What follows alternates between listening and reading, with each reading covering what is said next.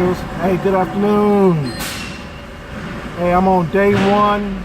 Well, day two. I left on Sunday morning, going to Pioneer, Ohio. Guess what? Running late again.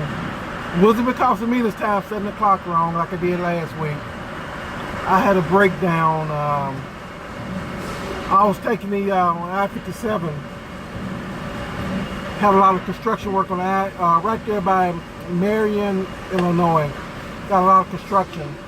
So I took the detour around, and I was about, guess it was around about, I was almost back to Marion on the detour, and a driver called behind me on the CB radio and said, hey, flatbed driver, I think your brake lights are out. And I called him back on the radio, and I said, man, you got to be kidding me. You got to be kidding me. Anyway, you know, he told me to turn my lights on. He said, your trailer lights are working. He told me to turn my blinkers on. I turned my blinker lights were working. He told me to hit my brakes again.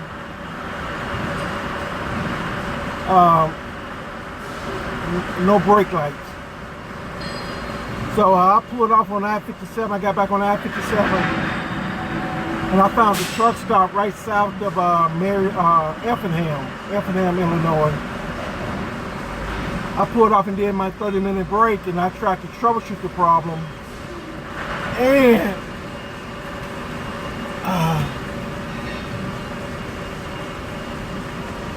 none of y'all guys have this in your truck. If you're gonna think about becoming a driver, get a circuit tester, and you could test your circuit breakers in the hood of your truck. Just up over here.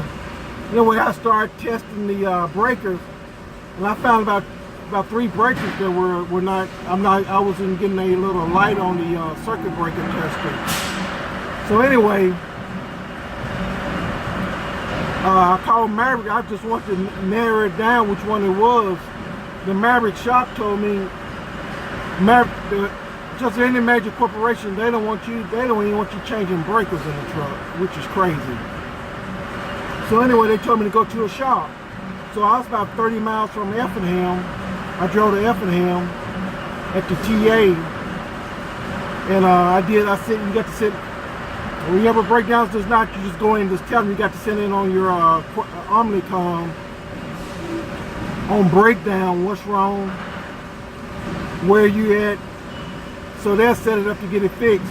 So they told me it'll probably take 30 minutes to get to me, to get the circuit breaker checked. Anyway, that 30 minutes turned to a extra hour and a half to 2 hours.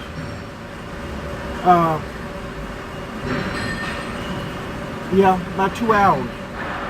Anyway, as soon as the guy pulled me in the bay, I said, I think it's the circuit breaker right here. I didn't get a light on it. And he said, he told me, he walked to the back of the truck, told me to step on my brakes, and I did that, and he said, yeah, you're right. He said, I'm familiar with the Cascadias. And he said, yeah, that's that circuit breaker. So in Maverick, hold on one moment. I think all trucks, you get a package of circuit breakers. It was the green 30 amp circuit breaker for your trailers.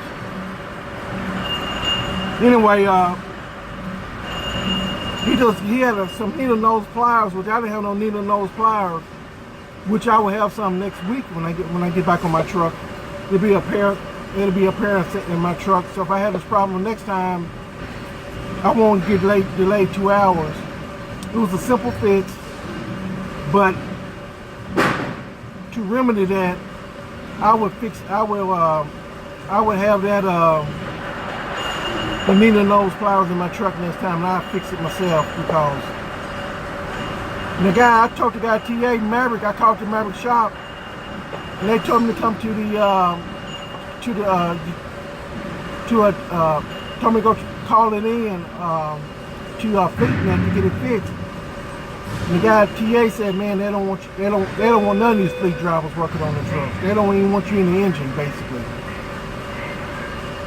So anyway, it's fixed. And I made it to Pioneer, Ohio, a couple of hours late. But anyway, I got there before they closed. Stopped taking deliveries. She is halfway through. I had 5 bundles of steel bars, and I'm just waiting to get another load.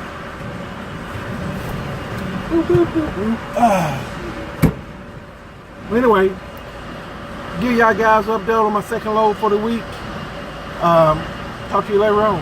Boom, I'm going.